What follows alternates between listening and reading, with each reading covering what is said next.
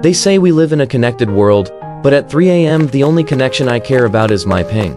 My name is Leo. In the real world, I'm invisible, but in the server, I'm a god. Then there's her. I didn't know her name yet. While I was grinding for levels, she was grinding for perfection. She brings fantasy to life, but she always hides behind a mask. 2 different worlds, 0 intersections. Until the rain decided to change the script. I ran out of energy drinks. I had to log out. She ran out of glue. She had to pause her craft. The convenience store was the only neutral ground. I walked in, shaking off the rain. I just wanted my caffeine. I didn't notice the girl in the weird coat in aisle 4. I grabbed my drink, turned around, and then something fell from her bag. It wasn't just a keychain. I knew that shape. That's the Moon Shadow Katana, the rarest drop in Elden Ring. I handed it to her. "You play Elden Ring?" I asked. She looked panicked, like she was caught. "No," she whispered. "I just made the costume." My brain stopped. "You made the Dark Valkyrie set?" Her eyes lit up. "You know the character?" For the first time in years, I wasn't awkward. "Know her? I'm the top-ranked tank who protects her in raids. We forgot the rain. We forgot the time." She showed me her sketches. I showed her my replays. It was weird. We spoke different languages, gamer and crafter, but we understood the passion. The storm outside was raging, but inside, I felt like I finally found a safe zone. Eventually, the rain had to stop. The magic bubble of the convenience store burst. The real world came rushing back. We walked towards the intersection. The silence returned, but it felt different now. I wanted to ask for her number, but my level 99 confidence crashed to level 1. She stopped at the corner. "This is my way," she said softly. I nodded, shoving my hands in my hoodie pockets. "Yeah, mine's the other way." Before she turned, she pulled out her phone. The screen glowed in the dark. "If you ever need a Valkyrie in your party." She showed me her QR code. I fumbled for my phone faster than I've ever reloaded a weapon. "Scanned?" "Added," I said, my voice cracking slightly. We went our separate ways. But for the first time, walking alone didn't feel lonely. Back in my room, the blue light of the monitor usually felt cold. Tonight, it felt like a portal. I logged in. My heart was beating faster than during a final boss fight. Ding! The notification sound echoed in the silent room. I hesitated. What do I say? "Hi?" Too boring? Nice sword. Too nerdy.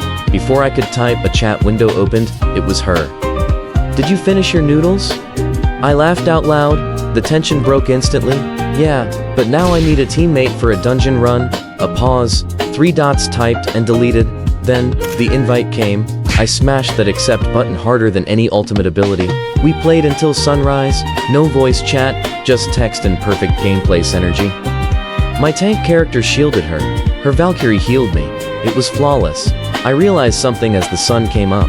I spent my whole life trying to be the hero inside the screen. And somewhere across the city, she was spending her life trying to build the fantasy outside of it. We were both hiding, just in different ways. But that night, at the convenience store, that was the most real thing I've felt in years. I typed one last message before logging off to sleep. "Hey, do you want to try a co-op mission in the real world sometime? Maybe coffee?" A few seconds later, a reply, "Only if you promise to carry me there too." Quest accepted. That coffee quest turned into our first real-life side mission. It was weird, seeing each other in the daylight without the neon glow of a convenience store or the pixelated sheen of a game world. It was just Leo and Mia in a coffee shop that smelled like roasted beans and burnt sugar. The awkwardness was there, a low-level enemy we had to face, but we had our cheat codes. I'd ask about Stitch density on her latest armor piece, and she'd ask about my raid strategies.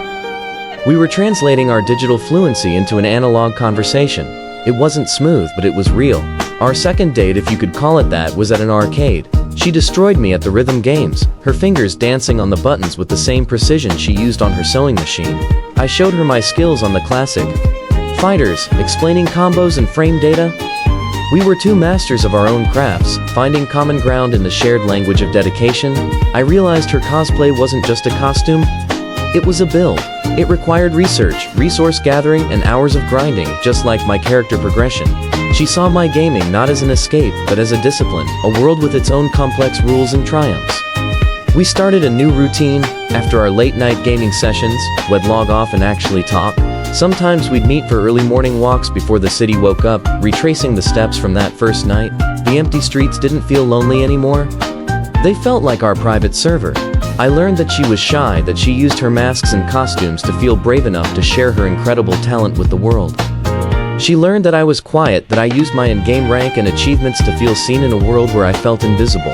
One day, she invited me to her workshop. It was organized chaos, a beautiful mess of fabric, foam, and half-finished dreams.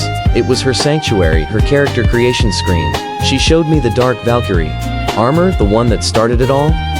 Seeing it up close, the details, the passion poured into every piece, I was speechless. It was more impressive than any legendary loot I'd ever won.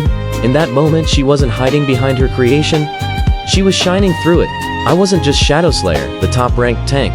I was Leo, a guy completely enamored the artist in front of him. We weren't a glitch, we were a feature.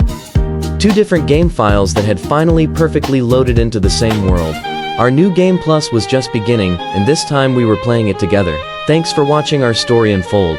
If you've ever found a connection in an unexpected place, let us know in the comments, and don't forget to like and subscribe for more adventures.